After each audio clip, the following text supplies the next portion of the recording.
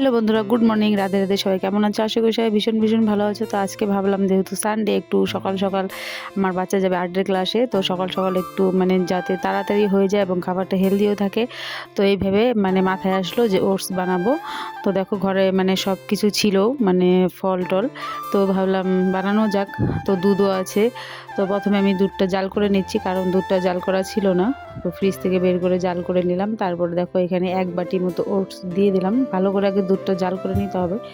তারপরে ওটস তো দুধ দিয়ে বেশিক্ষণ জাল করতে লাগে না, তাড়াতাড়ি ফুটে যায়, এটা তাড়াতাড়ি হয়ে যায়।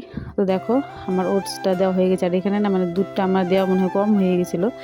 তো তারপরে দেখো যেহেতু হেলদি, তো সব কিছুই হেলদি বানাবো। এখানে চিনি দিচ্ছি না, চিনিটার থেকে কিন্তু গুড়টা দেওয়া বেস্ট। বাচ্চাদেরকে গুড় খাওয়ানোই ভালো চিনির থেকে। তো সেই কারণে আমি দেখো গুড়টা দিয়ে দিলাম। আর গুড় দিলে কি একটা আলাদা একটা সেন্ট হয়, ভালো লাগে।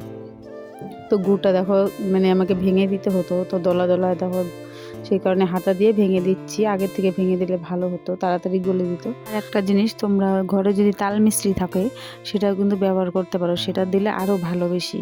বাচ্চাদেরকে কিন্তু তাল মিশ্রি বা চিনির বদলে তাল মিশ্রি, গুড় এগুলো খাওয়ানোই কিন্তু ভালো। সেই কারণে আমি গুড় এবং তাল মিশ্রি দুটোই এনে রেখেছি বাড়িতে। তো ওগুলোই ইউজ করি বাচ্চাদের দুধের মধ্যে বা যে কোনো মিষ্টি জাতীয় খাবারে।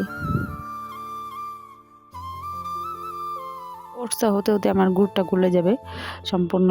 তো দেখো গুড়টা গলে গেছে, দেখো কালারটা কিন্তু চেঞ্জ হয়ে গেছে। তো এখন দিব হচ্ছে ফলগুলো। এখানে আমি ফলের মধ্যে নিয়েছি বেদানা, তারপর হচ্ছে একটু আপেল কেটে দিয়েছি, আর দিয়েছি হচ্ছে একটু কিশমিশ, রাতে ভেজানো ছিল ওটাই কেটে দিয়েছি, আর হচ্ছে আলমন্ড। তো এই জিনিসগুলোই দিয়েছি। আর তোমরা চাইলে আরও অনেক ফল দিতে পারো। তো আমার এইটুকুই ঘরে ছিল, তো এইটুকুই দিয়েছি। কিন্তু দেখতে কিন্তু দেখো ভীষণ ইয়াম্মি হয়েছে, খেতেও ভীষণ টেস্টি হয়েছিল। কিন্তু ওই যে বলে না, সব কিছু সবসময় সবার পছন্দ হয় না। তো আমার বড় ছেলের একদমই ভালো লাগেনি, কারণ ও মিষ্টি খাবার এমনিতেই কম খায়, ওর অতটা পছন্দ না। তো খাবারটা কিন্তু খেতে ভালো হয়েছিল, কিন্তু ওর ভালো লাগছিল না। তো ও খেতেই চাইছিল না, একটু খেয়ে তারপরে আর খায়নি, আমাকে দিয়ে দিয়েছে। তো দেখো তোমরা চাইলে এরকম ঝটপট কিন্তু বানাতে পারো। দেখো কত তাড়াতাড়ি হয়ে গেল। আর এই খাবারটা খুবই হেলদি এবং অনেকক্ষণ কিন্তু পেটে থাকে। তো দেখো এদের সবার জন্য বেড়ে নিয়েছি, আমাদের 4 জন, যেহেতু আমার শ্বশুরমশাই নাই, আমার হাজব্যান্ড আর 2 ছেলে আর আমি 4 জনের জন্য বেড়ে নিয়েছি। আমার শ্বশুরমশাই হচ্ছে আছে আমার ঠাকুমা শাশুড়ি যেখানে মারা গেছে সেখানেই আছে, ওখানে ওনার কাজ আছে, প্রত্যেক দিন তো সবার একটু নিয়ম থাকে, তো সেখানেই আছে আপাতত। শ্রাদ্ধ হয়ে গেলে তারপর বাড়ি চলে আসবে আবার।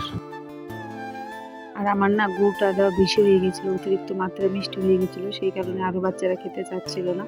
তো আমার তো ভীষণ ভালোই লেগেছে। তো ছোট ছিল, খাচ্ছিল, ভালো লাগছিল। কিন্তু আমার বড় ছেলে ভালো লাগছিল না খেতে।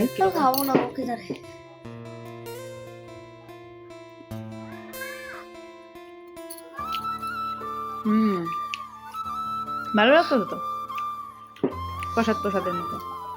কেন মিষ্টিটা একটু বেশি হয়ে গেছে, গুড়টা দেওয়া আর একটু কম মিষ্টি হলে ভালো লাগতো। চিনি প্রসাদ, হ্যাঁ ভালো লাগতেছে। খায় না এখন, পরে অন্য খাবার বানাবো, এখন এটাই খাও।